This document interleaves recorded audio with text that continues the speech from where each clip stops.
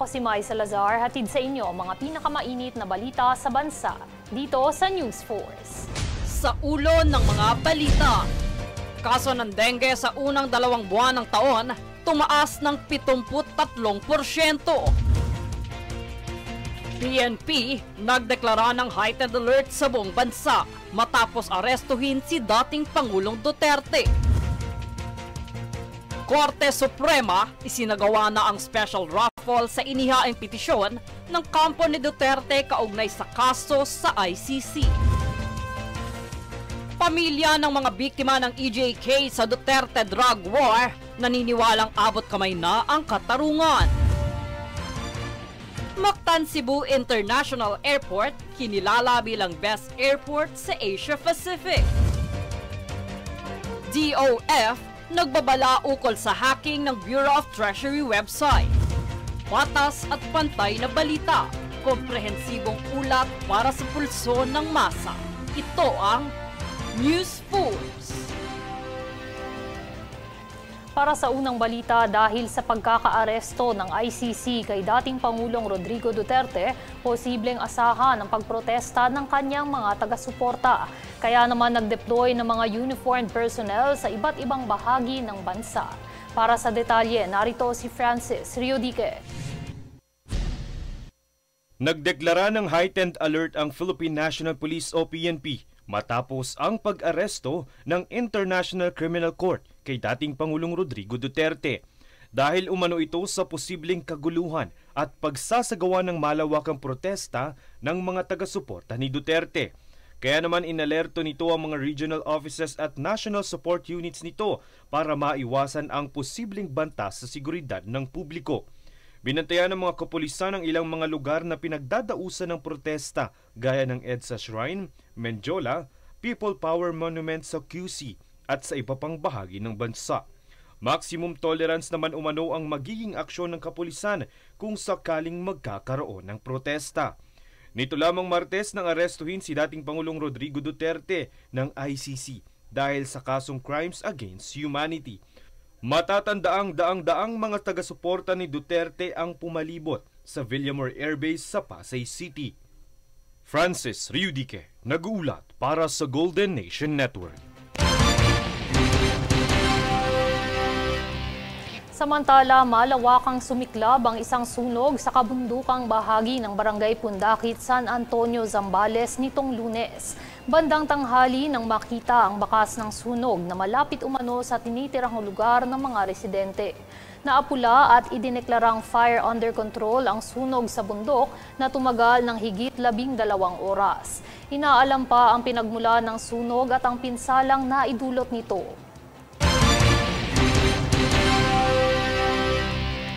Inanunsyo ng Department of Health o DOH ang kabuuang naiulat na higit 62,000 kaso ng dengue sa bansa sa unang 2 buwan ngayong taon. Mataas ito ng 73% kumpara sa naitala noong nakaraang taon sa parehong panahon.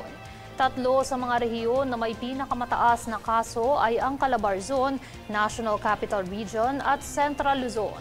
Habang bumaba naman ang case fatality rate ngayong taon sa 0.35% mula sa 0.42% noong 2024. Nagpapaalala rin ng DOH sa posible pang pagtaas ng kaso ng dengue sa bansa ngayong panahon ng tag-ulan. Magpapatupad ng taas singil ang Meralco ngayong Marso, kaya asahan ang mataas na bill ng kuryente ng kanilang mga consumer. Para sa detalye, narito si Francis Riodique. Asahan ang mas mataas na bill ng kuryente para sa mga consumer ng Manila Electric Company o Meralco ngayong Marso. Ayon kasi sa Meralco, magtataas ito ng singil sa halagang 26 centavos per kilowatt-hour ngayong buwan. Katumbas nito ang 53 pesos na dagdag bayarin sa mga bahay na kumukonsumo ng 200 kilowatt-hours, 79 pesos sa mga gumagamit ng 300 kilowatt-hour, 106 pesos naman para sa mga kumukonsumo ng 400 kilowatt-hours, at 132 pesos para sa gumagamit ng 500 kilowatt-hours na mga bahay. Ayon sa Meralco, ang pagtaas ng singil ay bunsod ng kawalan ng one-time downward adjustment sa reset fee na ipinatupad noong Pebrero. Kasama din sa naging dahilan ng pagtaas ng transmission charge para sa mga residential customers. Isa pa umano sa nagpataas ng presyo ng kuryente ay ang mababang generation charge noong nakaraang buwan. Matatanda ang taas singil din ng ipinatupad ng Meralco noong Pebrero na nagkakahalaga ng 28 cents per kilowatt hour. Francis Riudique, nag-uulat para sa Golden Nation Network.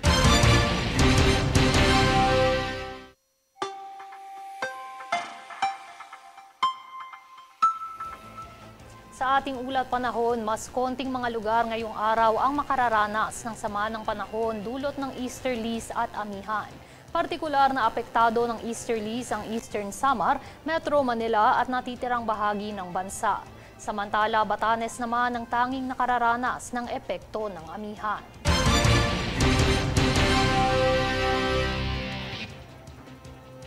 Susunod sa News Force. FDNY movement nagprotesta sa embahada ng China sa Makati, kinundena ang pag-angkin ng China sa Palawan.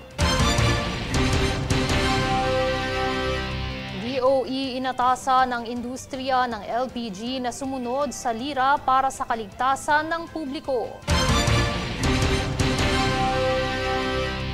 Korte Suprema isinagawa na ang special raffle sa inihaing petisyon ng kampo ni Duterte kaugnay ng kaso sa ICC.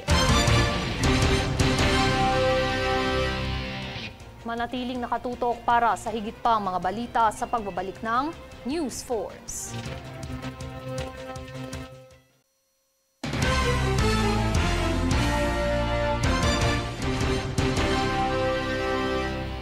Tila nabunutan ng tinik sa dibdib ang mga naulilang pamilya ng mga biktima ng extrajudicial killing o EJK matapos arestuhin si dating Pangulong Rodrigo Duterte makaraang makabalik ito ng bansa nitong nagdaang Martes. Si Duterte ang naglunsad ng mas pinaigting na kampanya laban sa droga simula noong kanyang administrasyon. Nadakip ang dating Pangulo sa bisa ng arrest warrant na ipinataw ng International Criminal Court o ICC. Nagdaos ng misa ang mga pamilya ng biktima ng EJK. Nabuhayan ng pag-asa ang mga pamilya ng mga nasawing biktima at naniniwalang tuluyan ng makakamit ang hustisya sa mga biktimang karumal-dumal na pinaslang at inakusahang gumagamit ng ilegal na droga na itinuturing na crimes against humanity. Sa datos ng gobyerno, higit 6,000 ang napatay sa operasyon habang mayroong mahigit 27,000 hanggang 30,000 na mga kaso ng EJK ang naitala noon sa bansa.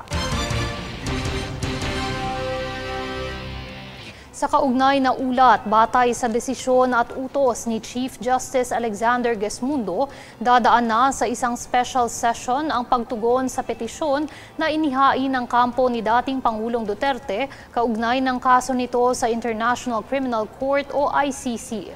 Ang detalye tunghayan sa ulat ni Princess Castro. Sinimula na ng Korte Suprema ang pagsasagawa ng special raffle hinggil sa pagpasa ng kampo ni dating Pangulong Rodrigo Duterte ng isang petisyong ipatigil ang pagpapatupad ng arrest order na inilabas ng International Criminal Court o ICC laban kay Duterte nitong Martes. Bagamat naka-recess o session break na ang korte hanggang sa katapusan ng Marso, ipinag-utos ni Chief Justice Alexander Gesmundo na tugunan na ang petisyon dahil ang petisyon ay sumasailalim sa Rule 7 Section 7 ng Internal Rules of the Supreme Court. Ayon sa korte, ang agarang raffle ay nagpapahintulot sa pagsasagawa ng special session para pag-usapan ang petisyon. Ang naturang petition for certiorari at prohibition ng SC na may plea para sa temporary restraining order o writ of preliminary injunction ay inihain mismo ni Duterte kasama ni Senador Ronald De La Rosa. Kinatawan sila ng law firm ng Torion and Partners sa pangunguna ng mga abogadong sina Israelito Torion, Resi Angeli Rizada, Reginald Matt Santiago at Yula May Selene Arias. Batay sa petisyon, kanilang kinukondena ang paghahabol ng jurisdiksyon ng ICC kung saan ito umano ay mali at lumalabag sa mga soberanong prerogative ng Pilipinas. Ito nila ay dahil ang mga pagsusuring isinagawa bago ang bisa ng withdrawal ay hindi valid bilang isang matter to be considered ng Korte. Ito ay sa ilalim ng Article 127 Section 2 ng Rome Statute. Matatandaang ang dating Pangulo rin ang nag-utos na kumalas na ang bansa sa ICC taong 2018 at opisyal na naging epektibo ang pag-withdraw noong 2019. Si Duterte ay naresto nitong umaga ng Martes, 11 ng Marso makaraang makabalik ng bansa mula sa Hong Kong at inilagay sa kustodiya ng mga otoridad. Ang naturang aksyon ay bunsod ng pagbibigay ng ICC ng kopya ng arrest warrant sa Interpol Manila nitong madaling araw ng Martes batay sa kumpirmasyon ng Malacanang. Ang pag-aresto ay kaugnay ng madugong kampanya kontra droga sa ilalim ng Administrasyong Duterte. Samantala sa panig naman ni dating senador at ngayon tumatakbong senador na si Gregorio Gringo Honasan, kung tunay na gumagana ang hustisya sa bansa, hindi na kailangan pang mag-import ng madayuhang mang-iimbestiga. No? Ibig sabihin pa, hindi na gumagana yung mga korte natin dito sa ating bansa. No? Naganap naman yung sinasabing pagkukulang o pananagutan ng ating dating Pangulo dito sa ating bansa. Bakit sa West Philippine Sea may ruling, may arbitral ruling? Di ba? Hindi naman sinusunod. So ano ito? Double standard ba? Princess Castro nag-uulat para sa Golden Nation Network. Nagsagawa ng kilos protesta ang iba't ibang grupo sa ilalim ng bagong tatag na kilusan upang ikondena ang mga agresibong aksyon ng China sa pinag-aagawang teritoryo. Gayon din ang kamakailang pag-aligid ng mga barko nito malapit sa El Nido, Palawan. Narito muli si Princess Castro para sa detalye. Pinas ang Palawan! Hindi sa China! China ang bully! Hindi ang Pinas! Ang mga panawagang ito ay kaugnay ng kamakailang obserbasyon na umaaligid ang ilang barko ng China malapit sa El Nido, Palawan. Kaugnay nito ay nagsagawa ng kilos protesta ang iba't ibang grupo sa ilalim ng bagong tatag na kilusan na Filipinos Do Not Yield OFDNY movement nitong Martes sa harap ng Embahada ng China sa Makati City. Pasado alas 10 ng umaga nang magsimulang magmarcha ang grupo mula sa isang kalye sa Makati patungo sa embahada. Ang naturang pagkilos ay nagsagawa rin ng maikling programa kung saan ilan sa mga spokesperson ng mga grupo ang nagpahayag ng kanilang saloobin at sentimiento hinggil sa naturang paksa. Itong ginagawa na ito ng China ay maliwanag na pambubuli sa ating mga Pilipino. Ito ay malinaw na may interes sila sa kung ano man ang meron sa Palawan. At ito ay ating kinukondena at mariin natin itong inihahayag na hindi tayo sang-ayon doon sa sinasabi nila. Dahil ang Palawan po ay sa Pilipinas at hindi sa China. Bukod dito ay kanila ring tinapakan at pinagpapalo ang mga placard na sumisimbolo sa China bilang bahagi ng kanilang pagkondena sa layuning palawakin ang kanilang teritoryo sa pamamagitan ng pag-angkin ng West Philippine Sea at sa isla ng Palawan. Samantala, binigyang diin naman ni ang bumbero ng Pilipinas o ABP Party List nominee Lenin Bacud ang kahalagahan ng peace talks sa pagitan ng Pilipinas at China upang matigil na ang pananakop sa bansa. Alam na po natin na una ang kinukuha nila yung West Philippine Sea. Ngayon naman po ang kinukuha nila ay kabuuan na ng Palawan at ng Luzon. Ito po ay hindi biro. Isa rin si dating senador at ngayon muling tumatakbong senador na si Gregorio Gringo Honasan sa mga naninindigang dapat na pagtuunan ng pansin ang pagprotekta sa teritoryo ng bansa. Sa West Philippine Sea, sa atin yan geographically, historically, no? Legally. Kung hindi natin kayang protektahan, yung mangingisda natin na nangingisda para buhayin at pakainin yung mga nagugutom nilang pamilya, ano naman ang karapatan natin para tawagin tayong isang malayang republika o bansa? Matatanda ang inilabas ng The Hague noong 12 ng Hulyo taong 2016 ang desisyong walang legal na basehan ang iginigit na historical rights ng China patungkol sa WPS. Ito ay batay sa United Nations Charter ng 1982 United Nations Convention of the Law of the Sea o UNCLOS. Kaya't patuloy ang mga grupo sa pagtindig sa makabayang pagkilos at paghimok sa mga Pilipino na makiisa sa labang ito ng Pilipinas para protektahan at ipagtanggol ang teritoryo ng bansa. Princess Castro nag-uulat para sa Golden Nation Network. Sa kabilang banda, inatasan ng Department of Energy o DOE ang lahat ng nasa industriya ng liquefied petroleum gas o LPG na sumunod sa Republic Act No. 11592 o LPG Industry Regulation Act o LIRA upang matiyak ang kaligtasan ng publiko at proteksyon ng mga consumer. Ito ay para na rin maiwasan ng mga nasa industriya ang malaking administratibo at kriminal na parusa, kabilang ang posibleng pagsasara ng negosyo at permanenteng pagkadiskwalipika sa anumang kaugnay sa LPG. Layon ng LIRA na itatag at masigurong sumusunod ang mga ito sa pamantayan para sa kalusugan, kaligtasan, seguridad, kapaligiran at kalidad na naaangkop sa industriya. Posibleng makulong ng hanggang 30 taon si dating Pangulong Rodrigo Duterte kung maging guilty sa kasong Crimes Against Humanity. Ito ang pahayag ni Presidential Communications Office o PCO Undersecretary Attorney Claire Castro kaugnay ng pagkakaaresto ng ICC sa dating Pangulo. Pero aniya magdedepende pa ito sa magiging depensa ng kampo ni Duterte. Nang tanungin naman kung tutulong ba ang palasyo sa naturang issue, aniya sisiguruhin ng pamahalaan na hindi maipagkait kay Duterte ang kanyang mga karapatan.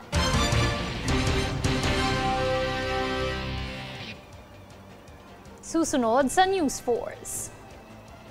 Pamahalaan ng Carmona pinalalakas ang sektor ng negosyo sa pamamagitan ng partnership sa pagitan ng FGCI at Regus. Mactan Cebu International Airport kinilala bilang best airport sa Asia Pacific.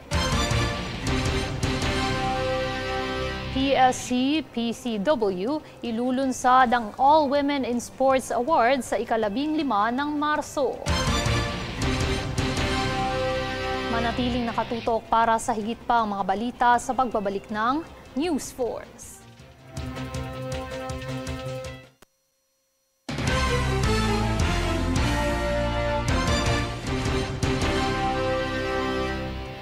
Sinimulan na ang pagtatayo ng Provincial Soil Laboratory sa Palawan upang mapanatili at mapabuti ang kalidad ng lupa para sa mas produktibong agrikultura sa lalawigan. Yan ang balitang hatid ni Jade Buhoy. Formal nang sinimula ng Department of Agriculture, Bureau of Soils and Water Management o DABSWM ang pagtatayo ng Provincial Soil Laboratory o PSL at paglulunsad ng Mobile Soil Laboratory o MSL sa Palawan sa pamamagitan ng isang kasunduan at groundbreaking ceremony noong ika-6 ng Marso sa Palawan. Ang proyekto ay naglalayong mapanatili at maibalik ang kasapatan ng nutrisyon sa lupa upang matiyak ang pangmatagalang ani at kabuhayan ng mga magsasaka sa lalawigan. Kasama sa seremonya ang pagpirma ng Memorandum of Agreement o MOA sa pagitan ng DABSWM, mga opisyal ng gobyerno ng Palawan at iba pang kinatawan ng lokal na pamahalaan upang pagtibayin ang kanilang kooperasyon sa pagpapatupad ng proyekto. Binigyan din ng ahensya ang kahalagahan ng malusog na lupa sa tagumpay ng agrikultura sa Palawan na nila ay magpapataas ng ani at magpapalakas sa sektor ng pagsasaka sa lalawigan. Dito pinuri din ng ahensya ang pakikipagtulungan ng lokal na opisyal na nila ay isang mahalagang hakbang sa pagpapatupad ng sustainable soil management sa bansa. Dahil sa pagsuporta ng lokal na pamahalaan, inaasahan ang mas mabilis na implementasyon ng proyekto at mas mapalawak ang saklaw nito sa buong lalawigan. Sa pagtatayo naman ng PSL at MSL, layunin ng DABSWM na mapabuti ang kalidad ng lupa, mapataas ang ani at mapalago ang kita ng mga magsasaka sa Palawan. Jade Buhoy, nag-uulat para sa Golden Nation Network. Sa iba pang kagawaran, nagbabala kamakailan ng Department of Finance o DOF ukol sa naganap na hacking sa website ng kanilang sangay. Dito nilinaw ng Bureau of the Treasury o BTR na ang pag-hack sa kanilang opisyal na Facebook page ay isang hiwalay na insidente at hindi nakaapekto sa iba pang sistema ng ahensya. Habang inaayos ang naturang issue, pinapayuhan ang publiko na iwasan at huwag paniwalaan ang anumang kahina-hinalang post o mensahe mula sa nabanggit na account. Para sa opisyal na impormasyon at anunsyo, pinapayuhan ang lahat na bumisita sa website ng ahensya o sa iba pang beripikadong komunikasyon ng gobyerno. Kinilala naman ng Airports Council International o ACI World ang Mactan Cebu International Airport bilang best airport sa Pacific Asia sa ilalim ng 5 to 15 million passengers per annum category. Binibigyang karangalan nito ang kahusayan ng paliparan base sa karanasan ng mga customer. Sinusukat din ito ang passenger satisfaction na direktang kinokolekta mula sa mga bumabiyahe sa paliparan. Pahayag ng General Manager ng paliparan, hindi lamang ito karangalan para sa Cebu, kundi pati na rin sa buong Pilipinas.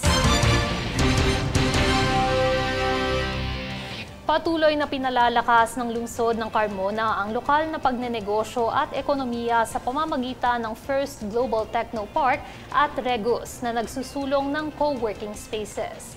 Yan ang balitang tinutukan ni Jade Buhoy. Sa patuloy na pagbabago ng mundo ng trabaho, patok na patok ngayon ang mga alternatibo gaya ng co-working spaces. Mga makabagong espasyo na hindi lang nag-aalok ng lugar para magtrabaho, kundi nagbubukas rin ng oportunidad para sa kolaborasyon, networking at mas produktibong araw para sa mga profesional at negosyante.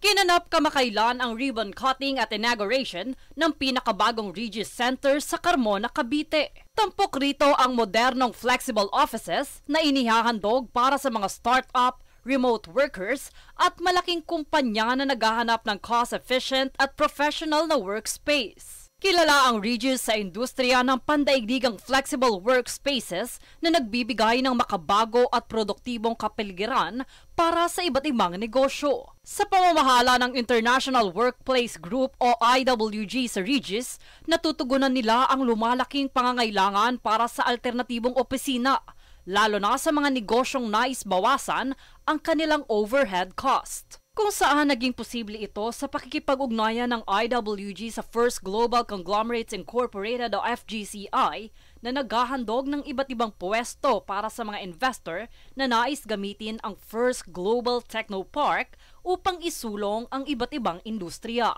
Matatagpuan naman ang mga nasabing workspaces sa First Global Technopark sa ilalim ng pamamahala ng FGCI. Dito nakapag-aalok ang Regis ng private offices, virtual offices, meeting rooms at co-working desks na may access sa high-speed internet, receptionist services at business lounges. Kabilang din ang mga flexible lease terms na nagbibigay daan sa mga negosyo upang pumili ayon sa kanilang pangangailangan. Gaya nitong working space nila na conference room. Makikita natin na ang laki ng kwartong ito ay kasya ang 15 katao ang kapasidad. Dito pwede magrenta yung mga startup company. Pwede siyang isang buwan, orasan o arawan.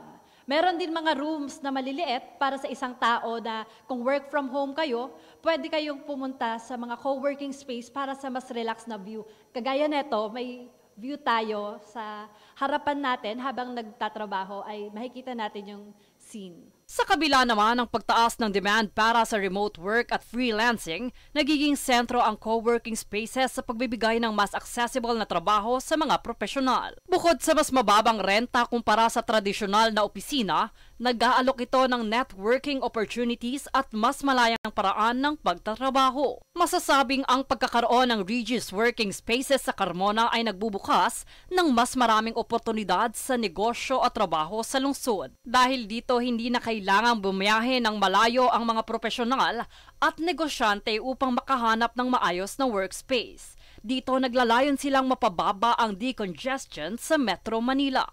Different locations, alternatives where you can drop into work. That's why we like to open centers like here in Carmona.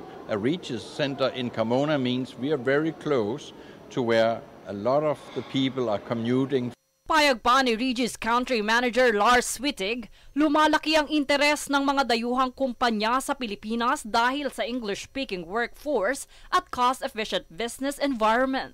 Investors are coming to ASEAN, investors are specifically coming to the Philippines, but I must say our ability to grow this fast is thanks to our local partners.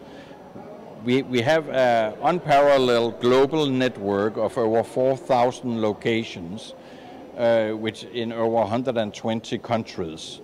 But you cannot have a meaningful global network without the right local partners. Ayon naman kay Cavite 5th District Representative Roy Loyola, nahihikayat ang mas maraming dayuhang mamumuhunan dahil sa alok ng lokal na pamahalaang iba't ibang tax incentives, business-friendly policies at streamlined permit processing, kung saan ang mga programang ito ay nagpapadali sa pagpasok ng foreign businesses at nagpapalakas sa lokal na ekonomiya.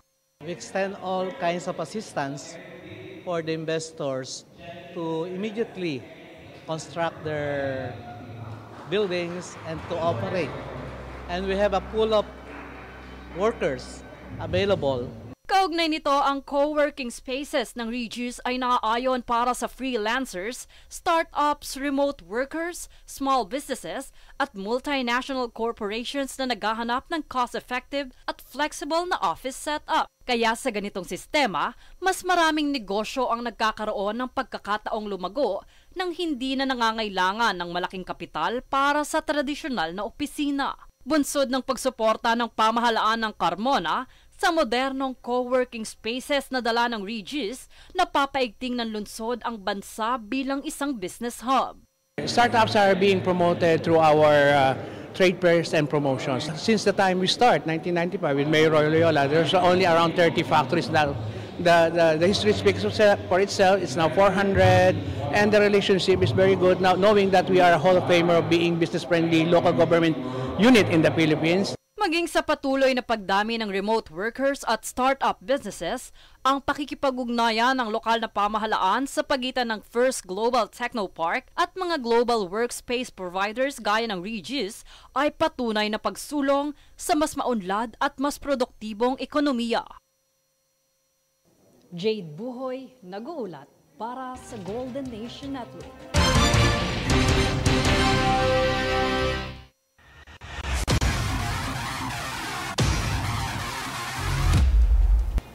Sa larangan ng palakasan, sa ikalawang pagkakataon ay nakatakdang idaos ang All Women in Sports o WIS Awards sa ika-15 ng Marso. Katwang na pamamahalaan ng Philippine Sports Commission at Philippine Commission on Women ang kaganapan na gaganapin sa Century Park Hotel sa Maynila. Layo ng naturang programa na magkaroon ng iba't ibang hanay ng mga parangal para parangalan ng mga Pilipinang atleta, coach, sports executive at mga leader na nagsilbi at gumawa ng malaking kontribusyon sa larangan ng palakasan sa bansa. At narito ang recap ng mga nagbabagang balita ngayon. Sa ulo ng mga balita, kaso ng dengue sa unang 2 buwan ng taon, tumaas ng 73%. PNP nagdeklara ng heightened alert sa buong bansa matapos arestuhin si dating Pangulong Duterte. Korte Suprema isinagawa na ang special raffle sa inihaing petisyon ng kampo ni Duterte kaugnay sa kaso sa ICC. Pamilya ng mga biktima ng EJK sa Duterte drug war naniniwalang abot kamay na ang katarungan. Mactan Cebu International Airport kinilala bilang best airport sa Asia Pacific. DOF nagbabala ukol sa hacking ng Bureau of Treasury website. Patas at pantay na balita, komprehensibong ulat para sa pulso ng masa. Ito ang News Fools. Yan ang pinakamainit na mga balita ngayong araw. Manatiling nakatutok sa aming mga ulat at updates sa aming Facebook page, facebook.com/Golden Nation Network. Ako si Mai Salazar at ito ang News Force.